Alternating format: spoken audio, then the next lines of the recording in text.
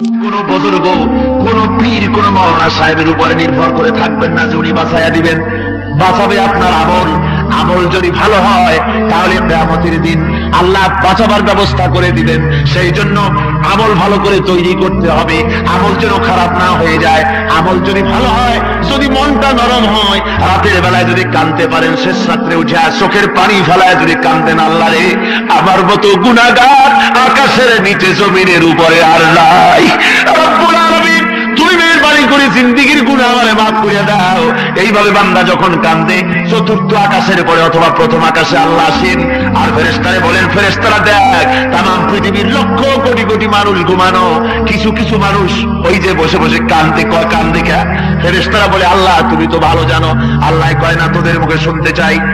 ফেরেশতারা বলে রব্বুল আলামিন ওরা গুনাহ করেছি, জাহান্নামের আগুন থেকে তোমার কাছে মাপ চাই, তোমার গজব থেকে মাপ চায়। আল্লাহ বলবেন, আল্লাহ বলেন ফেরেশতারা আমার ওই বান্দাকে আমারে দেখছে নাকি? কয় না দেখে নাই। কয় আমার বেহেশত দেখছে নাকি? কয় না দেখে নাই। আমার দোজখ দেখছে নাকি? কয় না দেখে নাই। আল্লাহ রাব্বুল আলামিন বলেন ফেরেশতারা আমার এই বান্দাগুলি আমারে দেখলো না, আমার বেহেশত দেখলো না, আমার দোজখ দেখলো না, হাসর দেখলো না, শুধুমাত্র নবীর কথা বিশ্বাস করে, অন্য হাদিসের কথা বিশ্বাস করে, রাতের আরামের ঘুম হারাম করে কিভাবে কান্দে তাকাইয়া দেয়।